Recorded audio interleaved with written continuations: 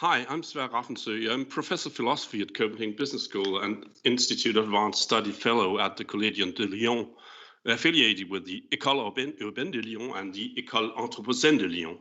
And a warm welcome to you, Michel Lussault and Christian Pagh. I'm most happy that you kindly agreed to take part in and contribute to this series of talks on the Anthropocene. And the theme announced for this specific discussion is the changing role and character of urbanity, urban planning, and architecture in the Anthropocene and in the Urbanocene. And Michel Lussault is certainly qualified to enter into this discussion. You're a professor at Urban Global Studies at the University of Lyon and at the École Normale Supérieure. You're also the leader of the École urbaine de Lyon. And with an educational background in geography, you're also author of a number of publications contributing decisively to today's discussion. In 2007, you published L'homme spatial. In 2009, then you published De la lutte des classes à la lutte des places, from the class struggle to the struggle concerning place. If I should try to translate that, it sounds a bit better in French, I think. Then you published in 2013 L'avènement du monde, essai sur l'habitation humaine de la Terre. And subsequently in 2017, you published a monograph called Hyper-lieux, les nouvelles géographies, politiques de la mondialisation. And I think together they form an impressive row of monographs that also forms the background for the discussion today. Most recently in 2020, then you published Chroniques de géo'virale on the present pandemic, which could also enter into the discussion today, probably. And Christian Pagh has been director and chief curator of the Oslo Architecture Triennale since the 1st of January 2021. And located at the Oslo School of Architecture and Design, it's an international architecture festival and arena for exploration, development, and dissemination of architecture and urban development that is organized every 3 years, as the name says. The theme of this year's festival very appropriately reads, in a time where the world is facing major social and environmental challenges, Oslo Architecture Triennial 2022 spots neighborhood as a place and horizon for rethinking our cities, and which I think we could also discuss this issue of rethinking our cities, rethinking place in our cities, and rethinking habitation in our cities. Certainly also would form a great field of discussion today. Before being appointed to this post, you were partner and cultural director at the Danish design office called Urgent Agency, and which was emblazoned with the slogan, "We design identity, we build culture, and we, not least, create places." And you've headed a series of projects within urban planning, strategic design, architecture, and cultural development. You're also an external lecturer in design thinking at Copenhagen Business School. In recent years, you've written about urban development and placemaking with a focus on its social and cultural aspects. And you hold a master's degree in modern culture and philosophy from Copenhagen University. As in the previous discussions, we also met to invite the listeners into this much discussed Anthropocene, a new possible geological epoch in which we may already have arrived. You can like it or not, you can be aware of it or not, you can know it or not. It's a new epoch that possibly follows and replaces the 11,700 years old Holocene, our most recent epoch. But it's also an age that, according to some, distinguishes itself from all previous eons in the 4.5 billion long history of the Earth, since it's the epoch in which the impact of collective human activity has acquired paramount importance, and in which human activity decisively affects geological sedimentation. During the previous talk, we discussed climate change and global warming intensively. The discussion with Deepesh Chakrabarty took place about a week ago. Yet as urgent as may be the discussion of global warming and as the greatest ever threat to human civilization, it's but one example that the overall climate on Earth is changing to such an extent that survival is at risk. And the survival of human civilization is at risk. This issue should be understood within the wider context of the Anthropocene. The Anthropocene is an overarching framework for understanding the significance of climate change, population growth, the urbanization of the planet, environmental strains, and all what's called all other global grand challenges. Thus, it's arguably a most important and wide-ranging discussions of our time. Heralded as a new epoch is distinguishing itself from all foregoing eons in the history of the Earth, the Anthropocene forms the common denominator for a wider rate of realizations than an all-decisive threshold in the history of the Earth, and humankind is being crossed. Human activities are gaining overarching importance and are beginning to play a dominant role in key processes of the Earth system. The balance seems to have shifted such that humankind can no longer conceive of itself as a minor or inferior being living within a larger globe or a larger cosmos. The human factor has become a major and possibly decisive global factor in future developments. The Anthropocene is also the anthropogenic era all the time, and world in which what happens, as well as what its effects are to a large extent influenced by human activity. The etymology of the early Greek and Roman terms for human beings, that is homo or humanus and anthropos, indicates that human beings are creatures that are born, located, and lives upon the soil of the earth, in opposition, for example, to the gods that are related to the heavenly spheres. And in a sense, humans have not left this position, given that the earth and its lithosphere still serves as the essential living and dwelling place for the earthbound. At the same time, however, and through a prolonged process, the earthling has increasingly persistently left this position as inferior. Over time, the originally humble creature situated on the ground has become a colossal being, no longer contenting itself with redescribing its surroundings and itself metaphorically, but capable of literally and profoundly remolding the various globes of the earth to such extent that it creates a post-natural world. The significance of human beings in the Anthropocene concomitantly proves to radically alter the material conditions of subsistence for human beings in ways that may at first seem startling and ironic, but also it may be even antagonistic and antinomic.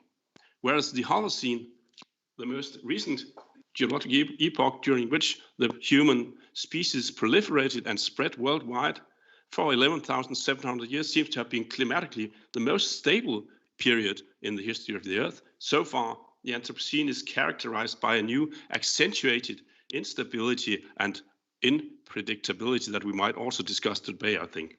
As global warming makes it graphic human significant, it affects the home planet of human beings so drastically that it not only heat and draft, but also high water may come. The development has already gone too far. It's no longer possible to pick up and go back.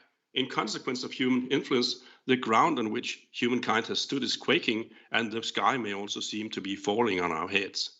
We have left the relative stability of the Holocene and face the new climatic changes of the Anthropocene. The climate is not what it used to be and never will be again. Heating will not stop and go back to normal. But neither does this mean that the human species is necessarily doomed. It's bound to be extinct. It's not necessarily a situation characterized by utter despair either. So it may be that the end has come and seen that the end has come, but at the very same time, and the end is near, at times we may perceive that, but at the same time, time goes on, you can say. Now, one major issue today that can be viewed within the context of the Anthropocene, as I've tried to depict it, here is the present overarching phenomenon of the urban and the urbanization of the world and the planet, I think, that we're going to focus on today. On the one hand, the urbanization of the planet and the world can be regarded as a major indication or evidence of the Anthropocene, or a very physical and material indication that humans have gained overarching importance for life on Earth.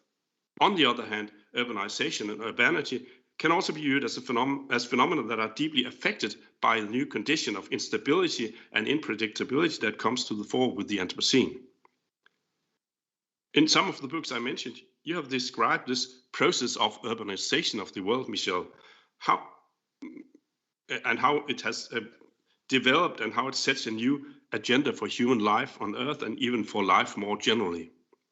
In parallel with the Anthropocene, you even coined the term urbanocene, and you've done so to make the point that what is called the Great Acceleration, that is a clear break in the evolution of societies and the economy and in the energy consumption and in the functioning of the Earth system around 1950. That is also presently suggested by the high-profile international team analyzing the Anthropocene as a potential addition to geological time, to the time scale. It's presently imagined as the decisive threshold that marks the beginning of the geological Anthropocene, properly speaking, since its evidence in geological strata around the world. But you have coined this term, the urbanocene, to make the point that this great acceleration should also be seen as as linked to yet another very important phenomenon, the start of massive urbanization of the planet.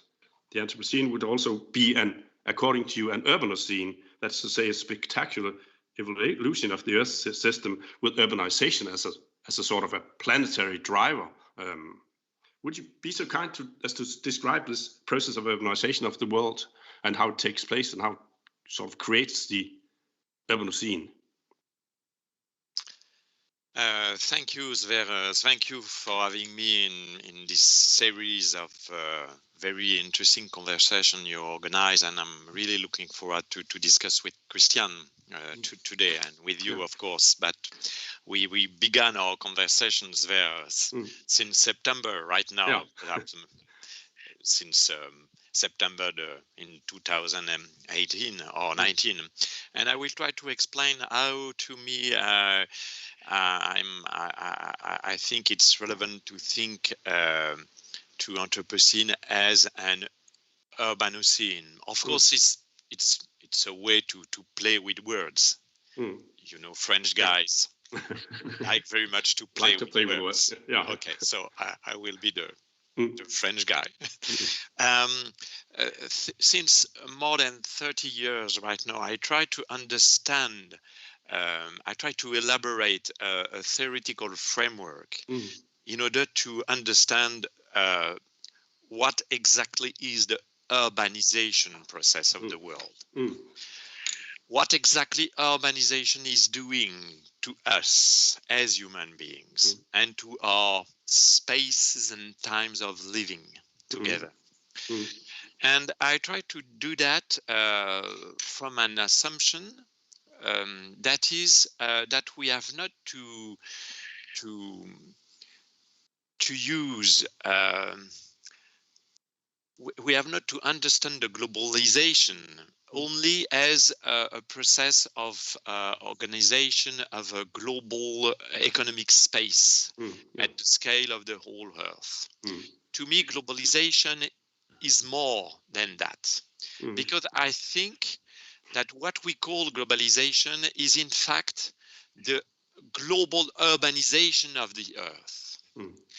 I think the planetary urbanization is really shaping the whole Earth, is constructing what we call in French the world, the world, le monde.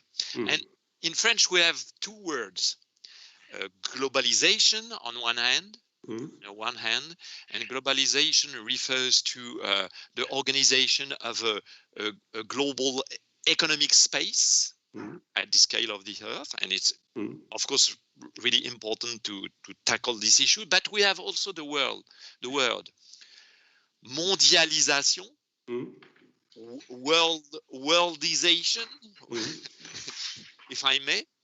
And to me, the mondialisation, the construction of a global space of living at the scale of the Earth, the worldization is the result of the global urbanization of the planet.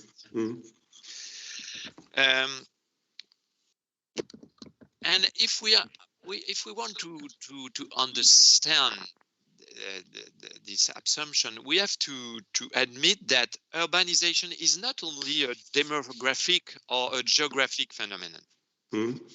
It's not only a matter of population, of matter of mutation of spaces and landscapes and so on. Mm. Mm. To me, urbanization, in a sense, is a kind of a turn. Sverre. And I work about this turn from the very seminal work to me of Henri Lefebvre. Henri Lefebvre in 1969 wrote a text, a book, The Urban Revolution, La Révolution urbaine. And in this book, Lefebvre emphasized the fact that urbanization is not an evolution of societies.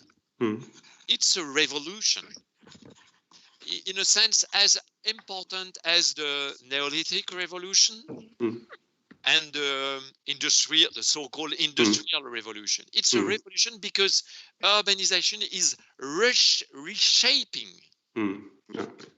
all the patterns of societies all around the world. And I think it's a particularly relevant point of view, and I try to emphasize that, and I try to think about the way urbanization is a global turn, a revolution, a turn in the constitution and structuration of life forms of individuals. Yeah. So in a sense, when people talk about the great acceleration, they often talk about demographic growth, also that explosion of human being. But the point you're making is also that this should not be taken or seen in isolation, because at the very same time, there's also a major change in habitation and in the way that people live on Earth and that we relate to one another, which is marked by this urbanization, that actually people there's no longer demographic growth, but there's also the fact that we move to cities and we begin to interact with one another in a different form. Yes, it's a mutation of our life forms. Yeah. Even though we are not inhabitants of cities. The urban life forms can be observed in rural areas, in a sense. Yeah. That's the point. Yeah. That's so at one point, why, there is this fact that we are moving to cities, and that more than 50% since 2010, I believe, live in cities. But there's also that the spread of this life form beyond what we would normally consider a city. We are moving to cities, but also we are living more and more with cities. Yeah. With all the frames cities are producing, in a sense, and we are living in our minds, in our thoughts, in our culture with cities, permanently with cities. We are always interconnected with cities, in a sense, even though we inhabit in rural areas. It's a very fascinating point in a sense, and it's not a theoretical address. It's not only a theoretical address. It's also something we can observe empirically. As a geographer, I can observe that urbanization is also in a turn in the organization of public institutions and private stakeholders. Governments are rather different. Firms, economic firms are different. It's also a turn in terms of science, knowledge, thoughts, norms, sensitivities, feelings, and so on. So to me, urbanization is perhaps the real cosmological turn. And to me, this urbanization is fueling the global change.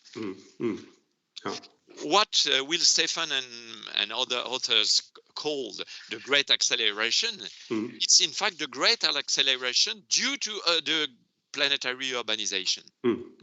And it's exactly from this idea that I try to understand the Anthropocene, because I discovered the Anthropocene from my study of global urbanization of the Earth. And that the reason why to me, I can conceive the Anthropocene as an urbanocene. Yeah. That is as a global change, which is fueled by the global urbanization of the Earth. That is the planetary urbanization, but also the fact that the urbanization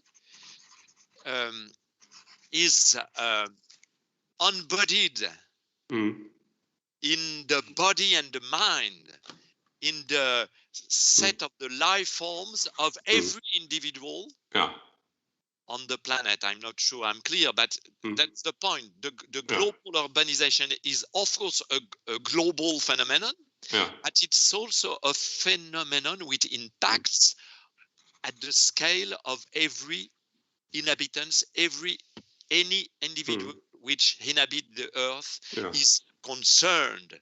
It is linked with the global and the planetary urbanization.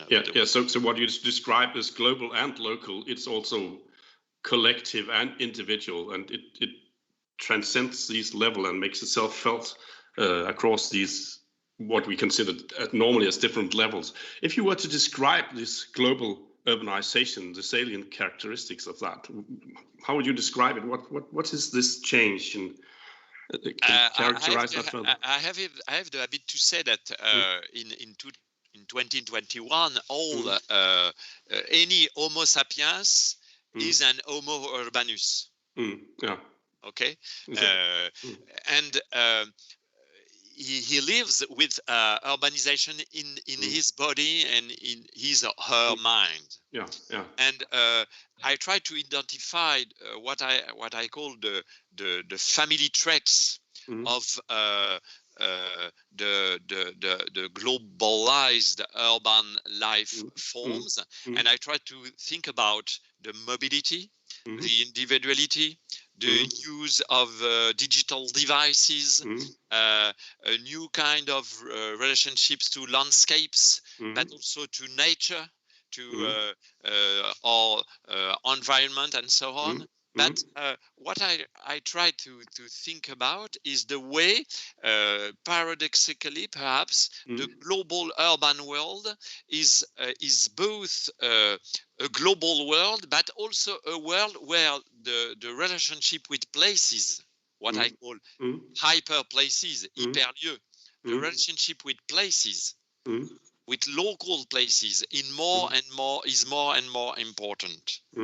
So by being an urbanite in the global urbanized world, we experience some hyper places where we can, in a sense, meet the world. And doing the experience of the world by using some space patterns and configurations, what I call hyperplaces.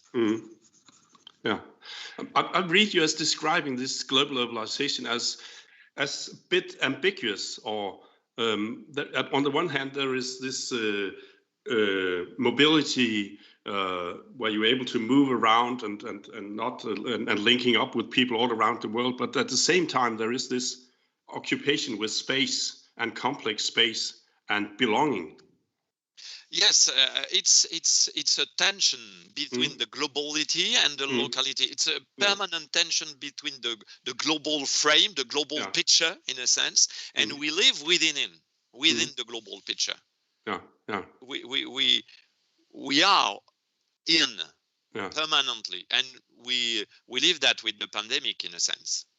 We are inside the global picture of the globalization of the world. But we are also permanently living at our scale of human being from our body.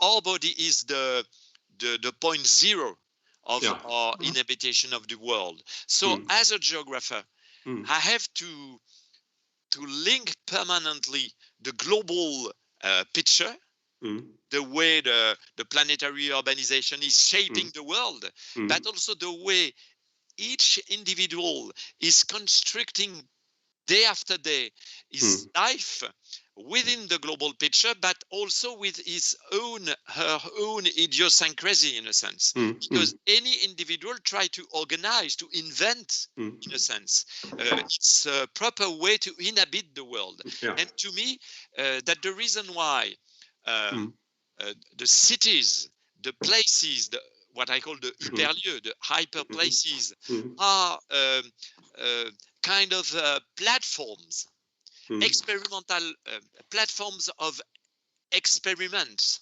The two meanings of the word experiment.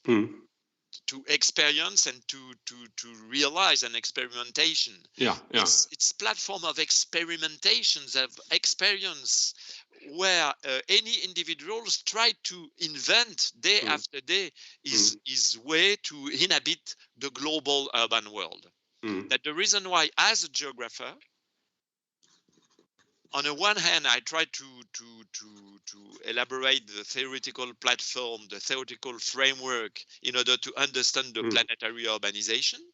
But I try also to elaborate the theoretical platform in order to understand how any individual live within this kind of world day after day.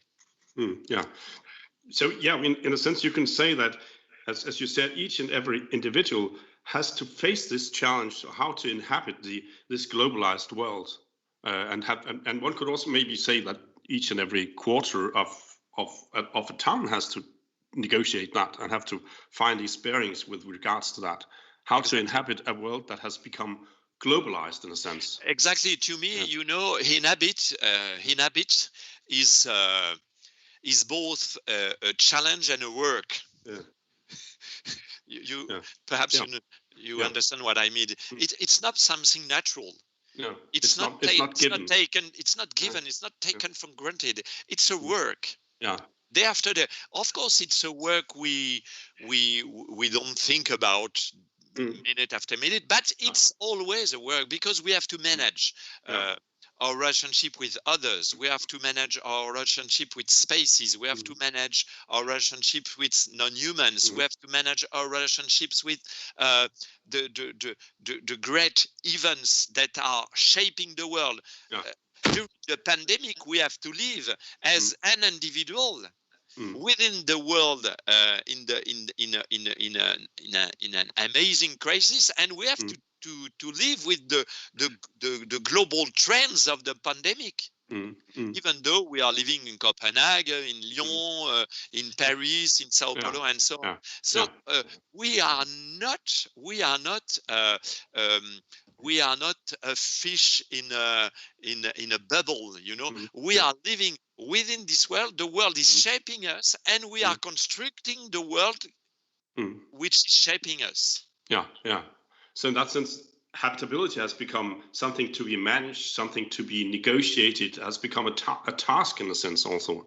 Yes, for the individual, for the urban planner, for the architect, and so has become a challenge. It's a task for us, and it's also a big task, a big deal for planners, for architects, for designers, for urban policymakers, and for philosophers, for scientists, because we have to figure out how we can organize the places, the territories, the cities, in order to permit that the everyday life is a good one, a just one. For raw people. And it's particularly important because we are facing the Anthropocene. Because, of course, to me, because the urbanization is shaping the Anthropocene global world, and the Anthropocene is fueling the Anthropocene, what we have to do right now as inhabitants of the world is to try to understand how the Anthropocene becomes more and more, day after day, a massive reality. We can't ignore just now the global warming. We can't ignore the destruction of the ecosystems. We can't put under the carpet, as we say in French, the way we destroy the soils we destroy the forest and so on. So the Anthropocene urbanized world is coming back to us. Day after day, and we have to think about that, and to think about the fact that we have to change our life and invent perhaps new patterns of life forms in order to tackle the issue of Anthropocene and the issues of global change. So in that sense, one could also say that the habitability in the Urbanocene is being challenged both by the global and by the Anthropocene, by this uncertainty that also questions habitability and accentuates this problem. I wonder. Yes, because to me, Anthropocene is the new word I try to use and to promote in order to think the big picture of the urbanized global world. Anthropocene is the name for the world shaped right now by the urbanization.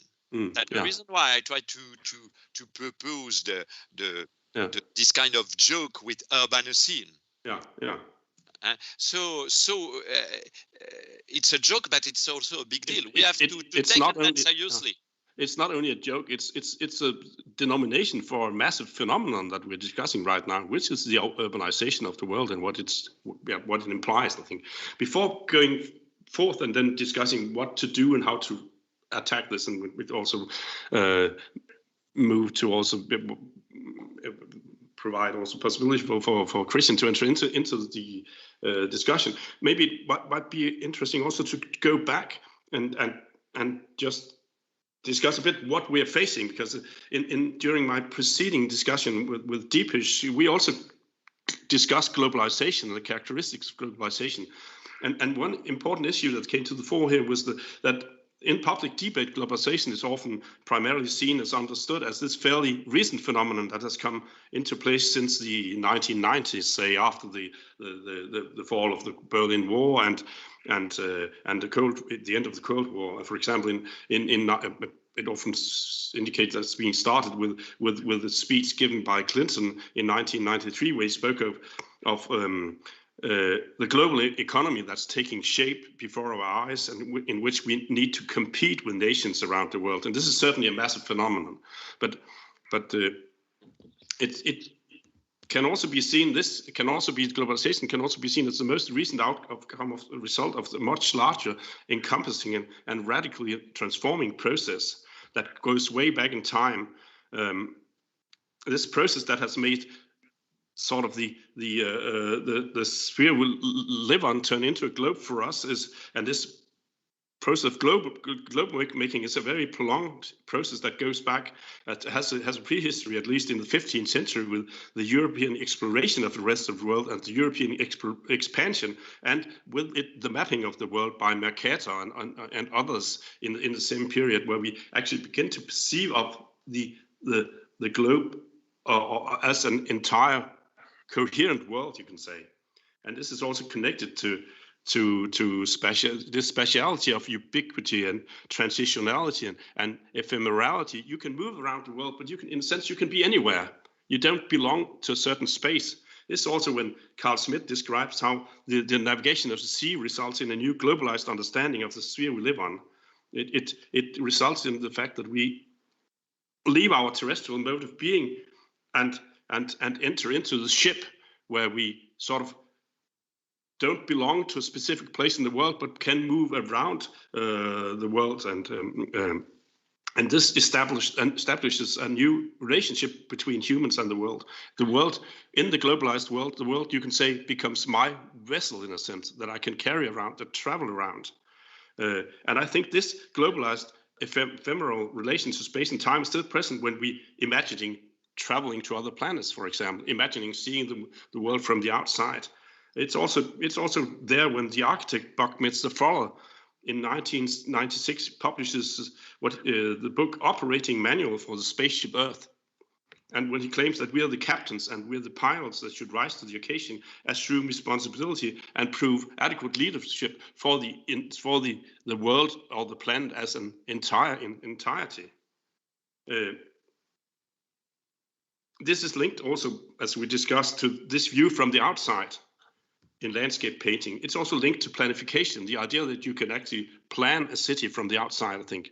This is the globalized approach to city and city planning. And I think that's part of also the challenge that we face. This is a certain space, a certain relationality, a certain perception of time too, and that in some sense creates the backdrop for urbanity, but it's also something that urbanity does not in all respects fits very well into. You know, perhaps in a sense, to me, nothing escaped to urbanization, especially since urbanization becomes both more and more material, more and more powerful, but also more and more digital. Yeah. And I think it's particularly important because the digitalization of the urban societies is particularly important. And in a sense, because nothing escaped to urbanization, the SARS-CoV-2 virus can't escape to urbanization. In a sense, we live that right now, and because that we live a subversion of our conception of life. We have to ask in a novel way of thinking some very elementary, very philosophical questions. In a sense, where I am in the time, where I am in the time. Facing the Anthropocene, because the Anthropocene is a very strange, odd moment where, when I act in the present, I am also linked with the geological times of the past and with the future times of the planet in 2100, 2150. So it's a new relationship with time between the past, the geological past of the planet, the historical past of our society, my biographical past as human being, my actuality, my present, but also with the future. Second question I have to address in a new way. Where I am in the space of this global urbanized world, as you mentioned, Sverre, it's more and more tricky to me to understand how I can deal with spaces, how I can deal with this very complex pattern of speciality I can implement in the globalized world. Third question I have to address, where I am as human being within the society, how should I define my relationships with others? And the last but not least question I have to address in this Anthropocene epoch is where I am as human beings in relationships with non-humans. And this kind of relationship between humans and non-humans is also entirely redefined, reshaped by the Anthropocene, and we observe that day after day. So that's the reason why the urbanocene is a philosophical turn, because we have to define new thoughts, new sciences, but also new imaginaries, new imaginations, new arts, new representations of us and of the world. So that the reason why it's an amazing work to do as human beings in order to face this cosmological turn that is the result of the global urbanization of the Earth. Yeah, and this amazing work that we need to do. I think the way I read what you've been doing, Christian, is to a large extent also a response to what we're doing, a different approach to architecture and to planification, urban planning, that also takes these challenges into consideration. Is that the right way to understand what you're doing? Of course, you can say no, and then discussion ends. No, I would say yes. Thank you for the invitation and for this really interesting opening. And I think your last remark, Michel, was very good, let's say, ball throw to me in regards to kind of insisting on how this immense challenge of the urbanocene requires us to think in new ways and imagine things in new ways and even frame the questions in new ways. And maybe that also shows me having a background in culture and in philosophy. I've moved into the practicalities of urban planning with many others and working practically with a variety of urban issues. It is clear that also on an operational level, there is an increased understanding of the need to just think much more radically about the complexities of planning. So you can even say that, is planning the right word? I often try to say that we cannot just plan because we need to maybe innovate, or even though that term is a little bit tired, but we certainly need to experiment, also to continue what you mentioned, Michel. We need to clarify that what we do is full of uncertainties. It's not just a matter of making a plan and sticking to it.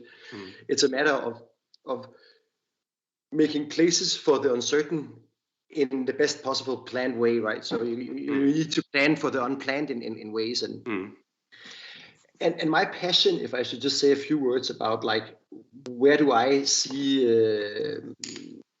where should you focus? Because one of the things that these issues are immense, right? So I guess we can all recognize the fatigue of like climate change and, you know, political apathy and the feeling of a lack of opportunity to take agency, to act upon these issues. I think what's interesting with the urban as place and as context is that it can offer a certain type of scale.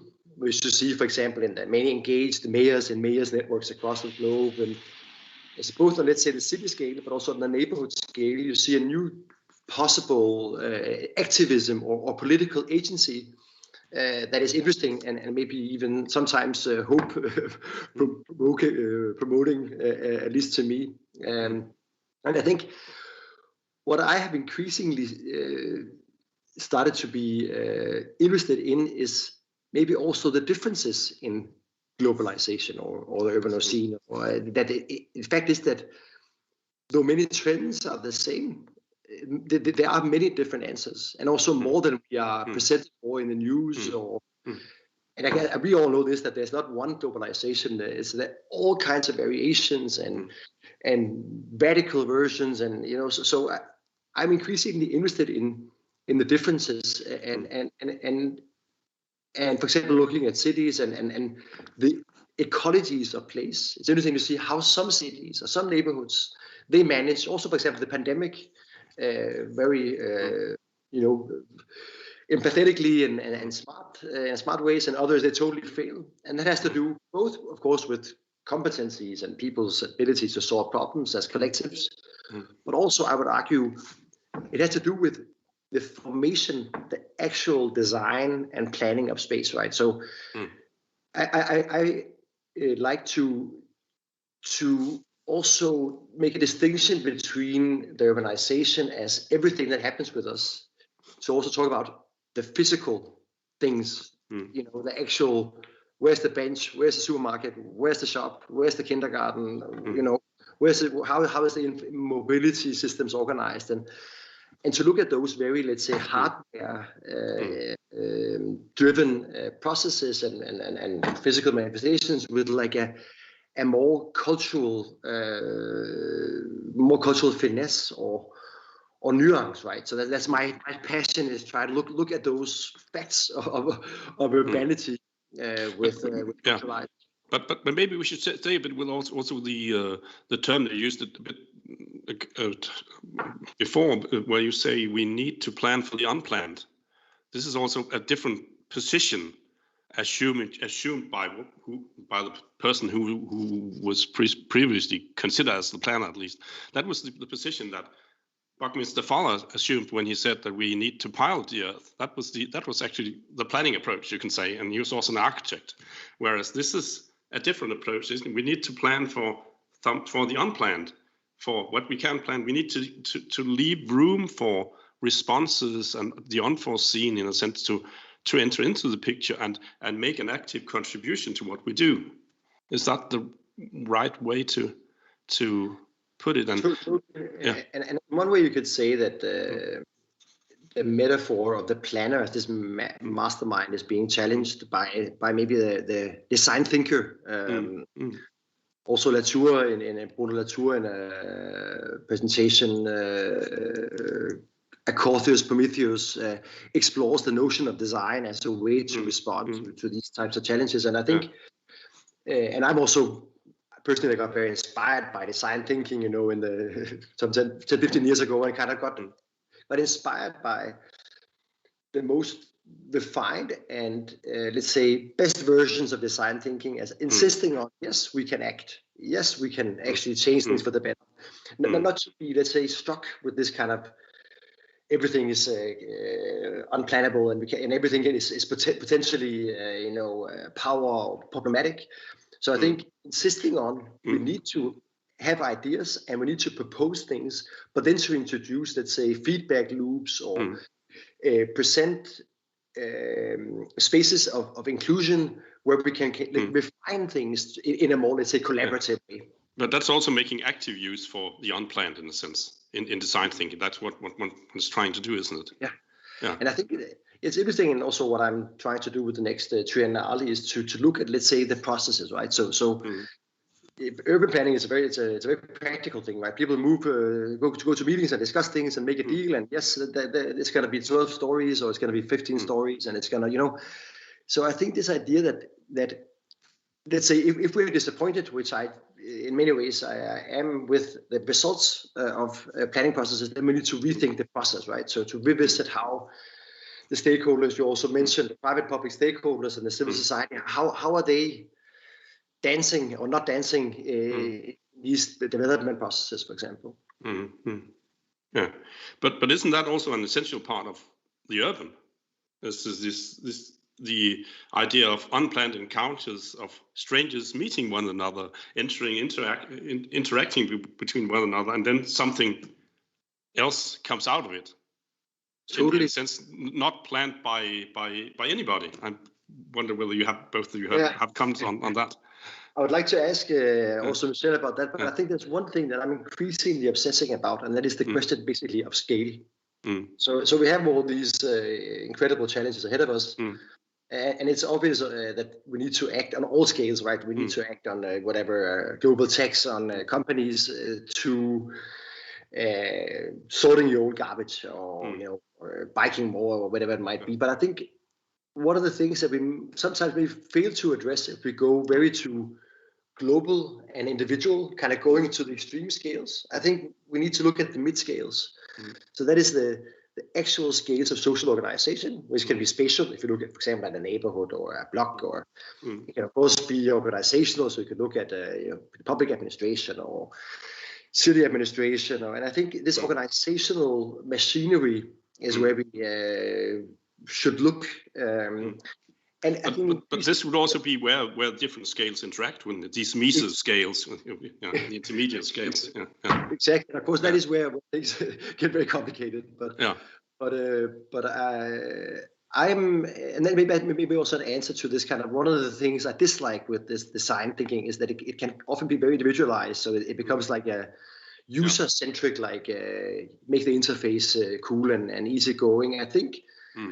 Looking at cultures and how we are both, of course, making, but also being made by the urban fabric, for example, how some urban contexts make us interact in, let's say, good ways, and others make us lonely and depressed. I think still Jane Jacobs is the most fantastic observer of the complexities of urban life, and by case shows how some urban configurations enable certain types of potential positive feedback loops, while others do the opposite. But of course, they cannot be only the architecture's let's say, fault, but it does matter, right? I think that's super important. Yeah.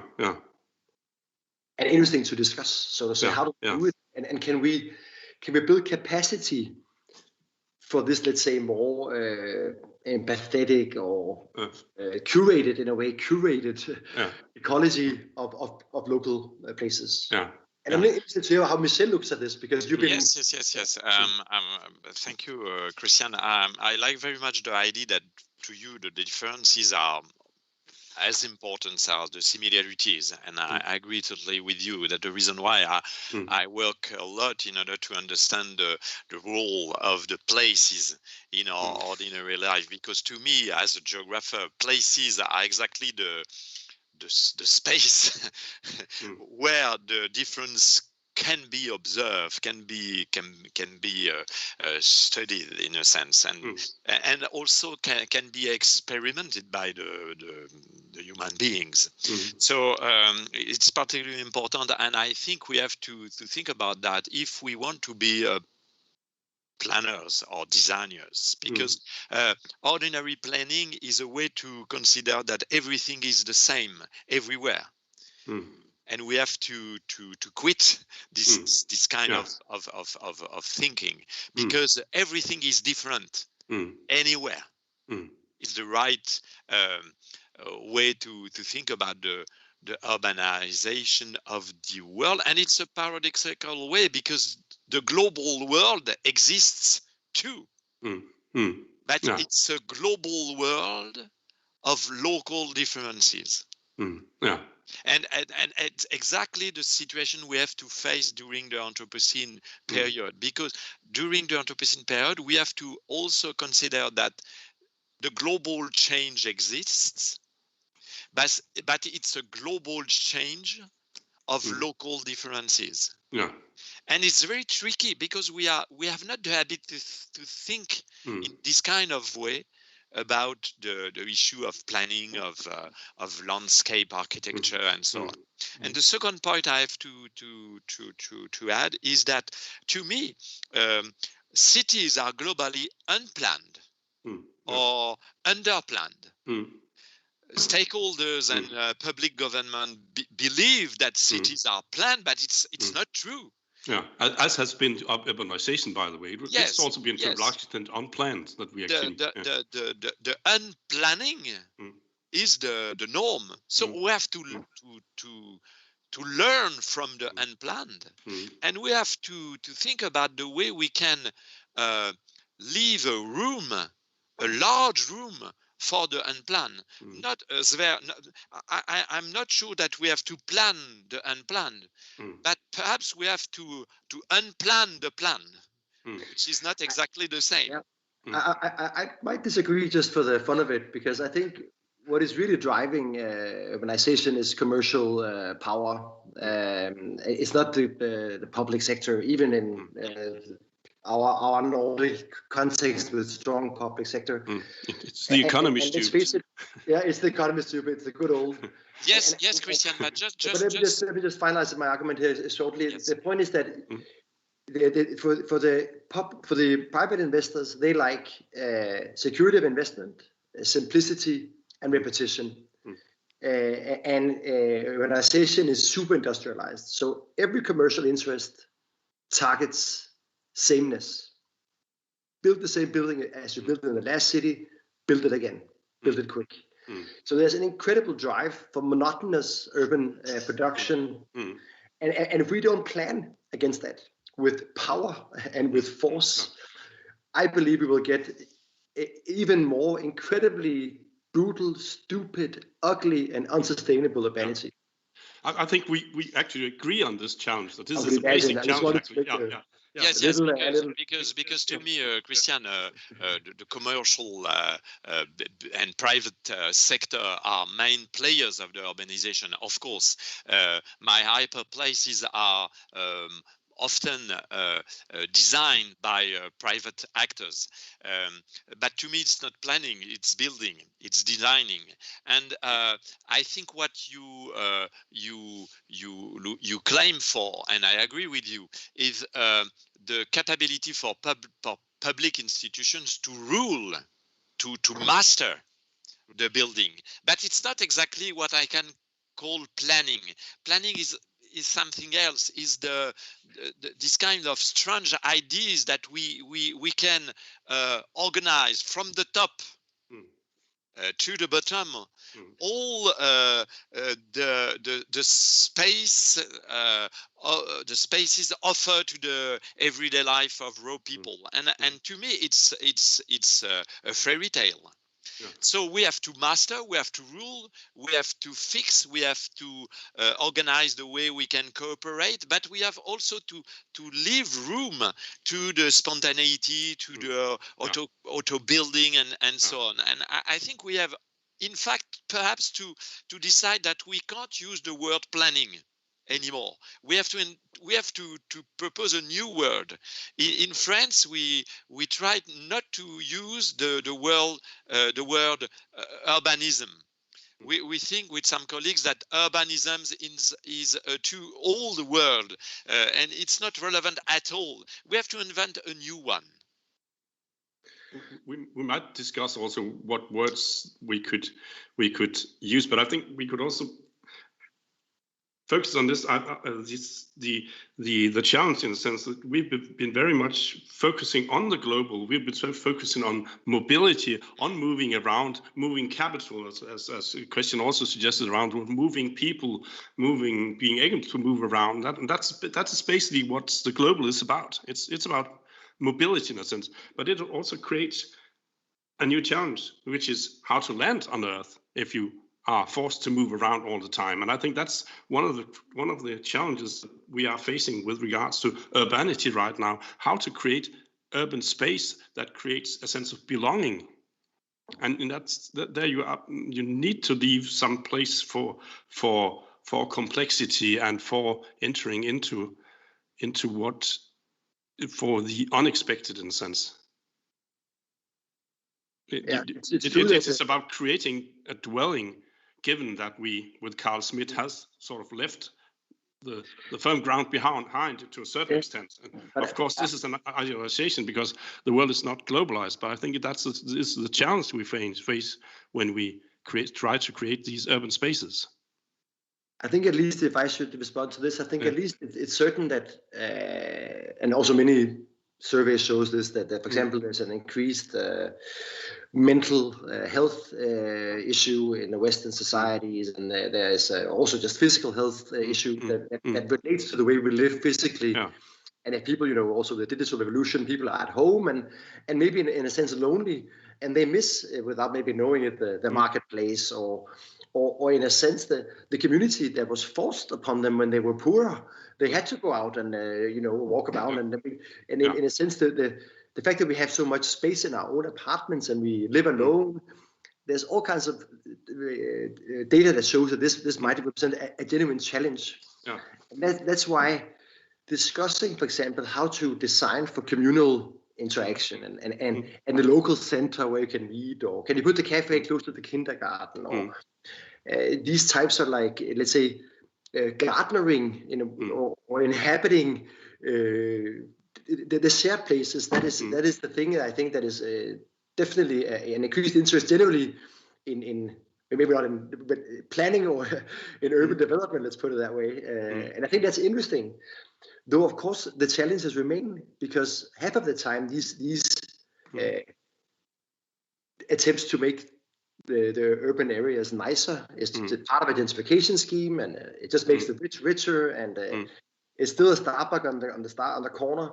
Where in other cases you can see that the local, let's say, action actually also benefits people from the lower classes, if maybe use that word still, or in some way boost the local specificity, right? So there's also a challenge between our cafe and Starbucks, which is a kind of an interesting, like, the place fighting back. But coffee is the same, so it's also a little bit like, and it's, so that's the ambiguity, I guess, we're dealing with. But there's also the challenge that you might not succeed simply. You might try your best and then it might not work out. Because That's all. Yeah. How would you describe, you you use the term neighborhood. How would you describe a neighborhood? You're trying to create neighborhoods. I think that's the way you I think neighborhood is again this interesting scale, because it represents something that it's the context of our everyday life, right? It's the framework of our everyday activities, shopping, and maybe we have kids and the street and a little bench, and of course there's a incredible variety about what neighborhoods actually is, both in terms of size and characteristics. But what's interesting with the neighborhood is, I think that in the very concept itself, it refers to the neighbor. So you, in a sense, have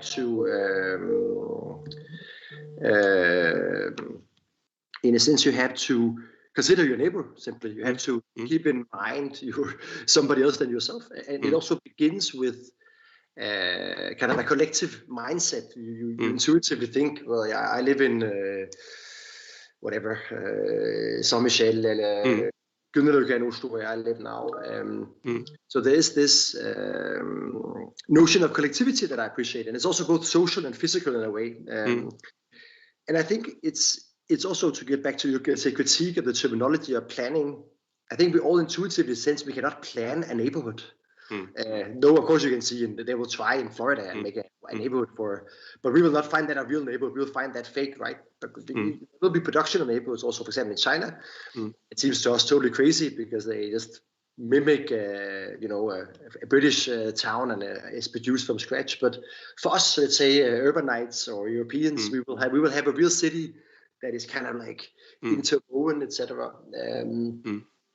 And I think trying to build a language and an understanding of this, also with private sector and the institutions, and is an interesting,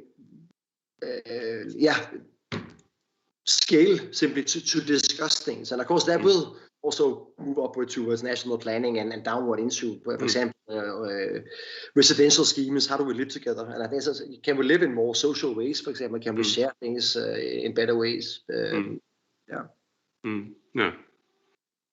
I think neighborhood is a fascinating issue. To me, the pandemic shows us that the neighborhood is really modified by our use of digital tools and digital devices. That the reason why I try to split two realities and to interlinked and to propose two words: neighborhood, that is the physical and social proximity we live at the scale of everyday life, and I agree with Christian, is really, really important, and we have to strengthen the neighborhoods in our cities, because our neighborhoods become more and more weak since decades, due to the patterns of the global urbanization, in a sense. But we have to think about also what I call in French entourage, aroundness. What is around us? The social and digital network of familiarity we organize day after day. Today, Christian and Sverre, you are part of my aroundness. But you are not my neighbors. But you are within the network of my familiarity, and it's not only an issue of remote work. Because it's also an issue of sharing thoughts, values, principles, feelings, and so on. So I think there is a huge complexification of the issue of the proximity in our cities, and we have to take that into account and to try to invent the good way to design and new complexity and spatiality, you could say, also. That various spaces actually interact on top of the spaces that we were accustomed to thinking and living. If I may add to that, I think it's really interesting, because in a sense you could say that the technology has emptied some of the necessities of the neighborhood, right? Before you had to go out of your room to talk to somebody, before the phone or before the computer. And so it's obvious that in a sense, the neighborhood has been much less important. It's less necessary simply for us to live and socialize. But I think exactly Corona showed that no matter how much we can use devices and technology, we miss the neighborhood. And we miss exactly the type of unexpectedness and expectedness that it offers. Because we can never, I think one of the things, I get crazy that I cannot meet new people. I mean, going to a bar, just the exotic qualities of being close to a stranger. And that's the urban, isn't it? That's the urban, but I think, and of course the neighborhood, and I think the aroundness is a really good concept, because it's true that I can also go to a bar in the next neighborhood and there will be my aroundness, and I will really appreciate that. But I think also neighborhoods in terms of planning strategies shows that we like that they are different. We like that they actually offer us different things, and we also like that there's a downtown that's a little bit more rough. So it's part of this kind of understanding that the city is like a rich forest with different types of qualities, right? And that's where I think, if I may end with the battle, I think the battle is exactly pushing back to standard. Because the thing is that both law is standard, law likes everything to be the same, and that's basically how the public works. They're trying to regulate construction with law. It's an incredibly important, but it's also a very stupid tool. And certainly it's a stupid tool to create diversity, small quirky corners, respecting the specific old part of this part of town, because it's exceptions. And the funny thing is, it's exactly what we like. So there's something here and I think that challenge between local quality and distinctness, and then the power of industrial production, money, and law, that's where it starts to get complicated. Yeah, and that's where the global and the economy and public institutions come together, that they prefer sameness. They prefer standardness in a sense. Yes. Of course. Yeah. Of course. Yeah. Of course. It's and that's where we need, it's true. And that's what that's where I think, and it's super difficult, but I think that's what we should try to, in the planning processes, in a sense, to insert cultural practices, network structures, design methodologies that can, in a sense, interfere with and normalize the unexpected, because the city, as you say, is very, very justly, they hate it. They don't like unexpected any more than the developer does. But they need to experiment, and that's what we should push for, I think, also as academics, and try to let's say participate in actually how can we do it as best as we can, because we don't really know either, right? But we have let's say a guess with some professional backing. I believe also you have put in that word that it to some extent it's also an empirical issue, isn't it? For example, human social sciences, actually to become informed and to make us informed. Of course, it's a huge issue. It's very, very important to implement methods in order to be able to observe the serendipity, the way the unexpected things occur in the everyday life, and it's really important to do that. It's really difficult to do that because as scientists, we like very much standards too. Yeah. That's also part of science, isn't it? What else too? And we have to both conceive some global theoretical framework, and we have to model in a sense, but also we have to be aware of the fact that cities are always be the place of unexpected and unplanned. Yeah. And so we have also to let room to the unexpected. Yeah. And it's really difficult to do that. But I think what's interesting, if you're looking at, let's say, also just since you are in France, Michel, we keep referring here in Norway to the planning culture in France. Without me being a specialist, I just see the results that you would see a care for and an ability to actually, let's say, carve out an urban environment with very high quality.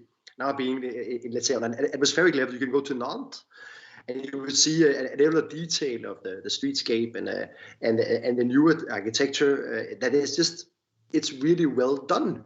You can argue professionally. There's a vision in it. There's an ambition for the, let's say, the public space, where I would go to my new home country, Norway, with an incredible amount of money, and I would say many smart people, and they produce simply an urbanity that is just much worse. It's ugly. So I'm also like, I think it's important to also insist on, let's say, how does it feel, and develop a language for this. And so we know, because sometimes it can also be like, it doesn't matter. It's just, isn't that just the luxury? But I think we must be ambitious also on this like very concrete level. And then we can learn. How can we learn from the French? Or how can we learn from the way they do it in the Netherlands? And building knowledge, let's say, very concretely from different planning practices or ways of solving stuff. Mm-hmm. I agree. But sometimes in France, we want to learn from Norway. But of course, because I've realized that's the whole point, right? That there's no perfection here. No, it's really important what you say. There is no perfection. There is no unique model which exists and which could solve all the problems. I think we have at any time for any case, we have first of all to identify the specificities of the case, the singularities of the case, and try to invent for any case the way to organize more than to plan, the way to organize, and sometimes the less is the more, in order to let the unexpected drive the urban life. That is urbanity.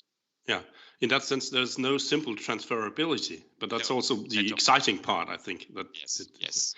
I believe we also have to end soon, but finally, what about the relationship between the urbanization and the urbanocene, and then the present pandemics? So would that be an interesting topic? Could COVID be viewed as the most recent manifestation in the series of the anthropocene and in its increasing uncertainty of the urban and its increasing complexity and fragility also, because that's also part of urban organization, isn't that? It has become so complex that it can also be very fragile in a sense. Yes, I agree. And then the unexpected happens, and something that is partly of our own making comes back to haunt us, as is in this COVID case, and then we experience that time is certainly out of joint. Yes, I agree with you, and just a few words because it's time to quit. But I wrote a book and several texts, several papers about the pandemic and the way the pandemic informs us